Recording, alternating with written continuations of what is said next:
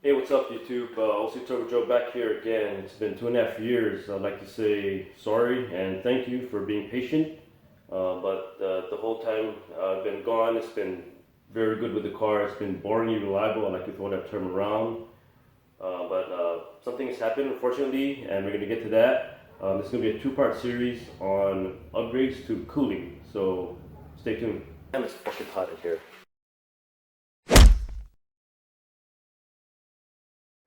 Alright, this is where I'm at right now.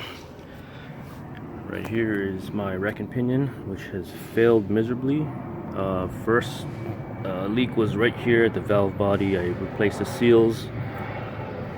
I purchased a seal kit from Subaru and it worked for about 45 miles until the seals on both inner tie rods have leaked and then fluid was trapped inside the boots. As you can see, it's all ballooned up, holding all the fluid. If I squeeze this side, you could probably hear some on the other side, vice versa. So I believe that heat has caused this. So what I'm going to do is add a power steering cooler, tapping from the return line from the rack and pinion. So this is your return line. I kind of removed it already. I'm going to tap it right here, right before it goes back to the reservoir. So I'm going to put two 90-degree fittings coming over here and down, going towards past the radiator support, located in front of the condenser.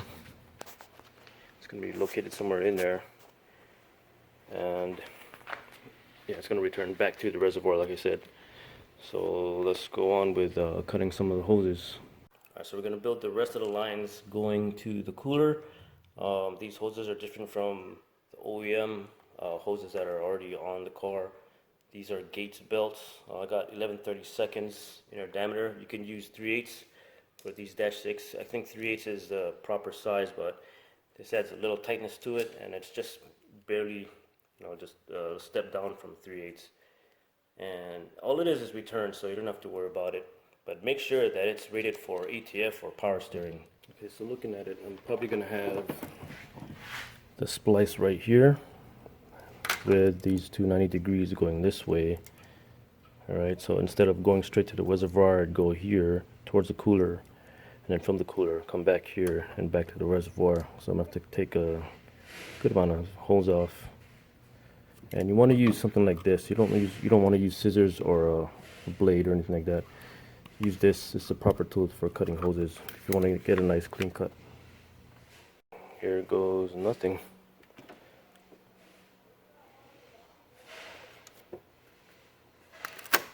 It's pretty brittle. Okay, so that's one right there. Push it right in. She should go. Okay, and it has a little stop here to catch the hose. A little rubber seal. Make sure that goes over the hose itself. Alright, there are two clamps you can use. You can use an Automotive clamp, which is a pinch clamp similar to what you see on the OEM hoses, like your PCV hoses and some AC lines. And you can use this, which is a double-eared clamp. I don't know what you called it, but it's similar. I could just pinch it on both sides with a tool just like this. Just clamp it, and I should squeeze it on there, just like the ones I use on my fuel lines. Okay, first we want to know our position before we cinch it down. It's going to be just like that, or somewhere close to there. This line can flex, so we got some room to play with. And I'm going to pinch it right there.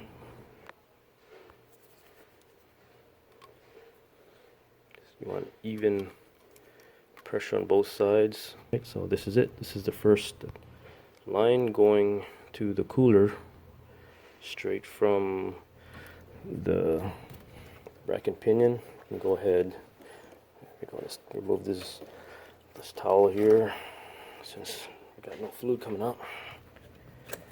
Just replace it back.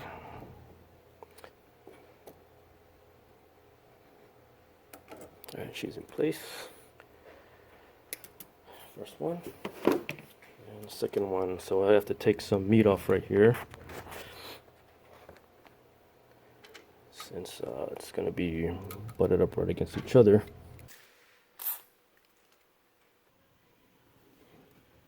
Put this down first. Squeeze this guy on, twist them on.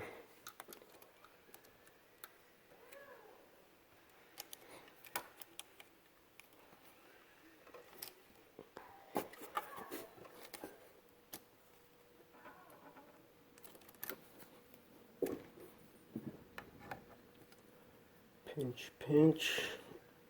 So this is how it looks for now. So before I even route lines going down, I have my cooler right here. This is a Hayden HD cooler. It's a model 776. It's made for power steering and transmission, but also can be used for engine oil if you wanted to. It's got dash 10 O-ring boss end tanks here with turbulators inside to help with, I guess, the efficiency. And I've got it reduced fitting from a 10 AN ORB to a dash 6. And got this 135 degree turn and a 90 degree right there. And I'm looking at mounting spots for it. I'm going to put a oil cooler there in the future, so that part's open for space. I thought about putting it up here, but it's too small. So what I'm going to do is I'm going to, if I could do it one-handedly, mount it right here up in the center. So here it clears there too. If I can move this hose out of the way, but that hose is gonna clear all that. It's gonna be mounted pretty high up, and then I'll probably put like pop clips right there to help assist mounting, and then brackets from that corner to up here as well as here. And perhaps maybe if I get it centered correctly, I can put an L bracket right there and put a nut and bolt combo to that corner. And yeah, it's gonna sit like that.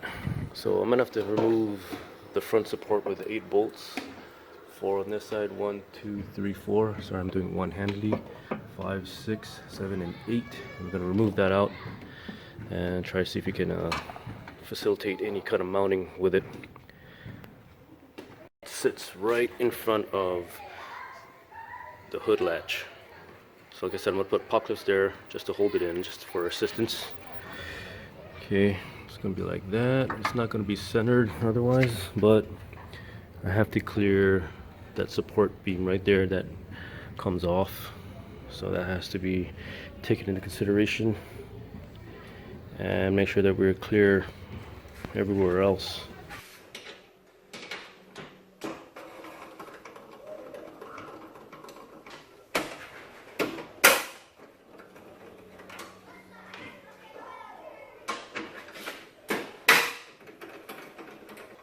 I think it's off now.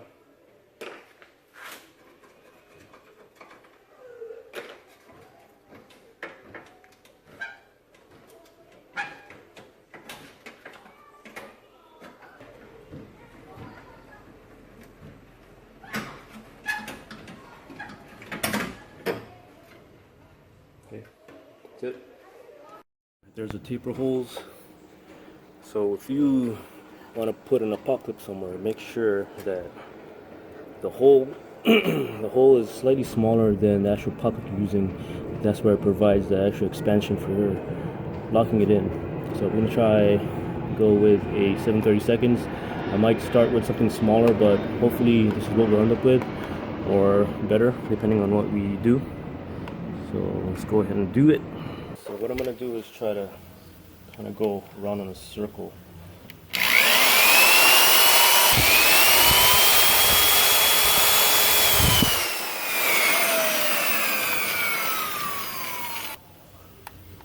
That's tight. Yeah, that's not going to go anywhere. So this is not my permanent solution. This is just extra support for it. Okay, so this is what I was talking about. There we go. Look at that. Nice and somewhat centered. So there's some play here because there's no bracketry. So the hoses with a 135 degree and a 90. Lots of room in there. It's not going to touch anything. That's all. That's all that's going to be up there. Nothing covering. The hoses are going to be routed here. I'm probably going to route it. Oh, and I cut I cut a piece of this foam there just for it to clear because it was getting all crazy. So Now we can figure out our routing for the hoses. So it's gonna go right here. If I can find the hose, there we go. Let's get caught. We're gonna put it in there. It's pretty easy once you've figured everything out. It's hard to do this one-handed. Okay. I'm gonna pull it up more. See how hard it can go. And we're home free, going straight to the lines that we built earlier. Okay, for bracketry, this is what I do. I get a piece of paper, I lay it on the section that I want to mount it on, and then I'll bend it and mimic it to the metal that I'm using, which is this aluminum bar, 16 gauge, and take it off, take it to the vise, punch it down to this bend, and then drill some holes. Alright, so I got my piece of metal cut the same size, so I'm going to bring it to the line where it's supposed to bend, and then I'm going to remove the piece of paper before I tighten it down all the way.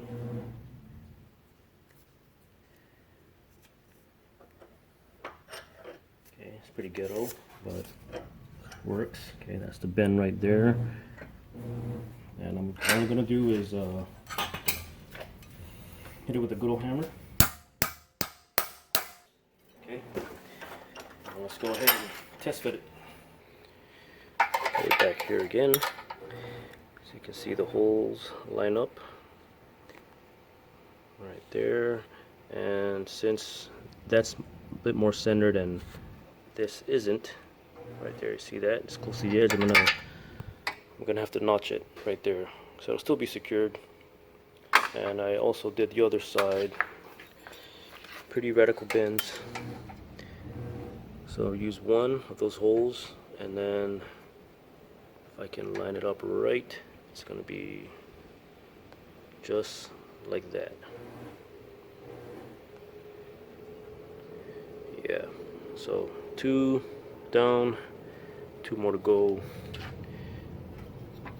and we should be mounted. And then I'm gonna paint these black because you don't want silver hardware showing past this Grillcraft mesh here. So just make it a little nicer, and be back.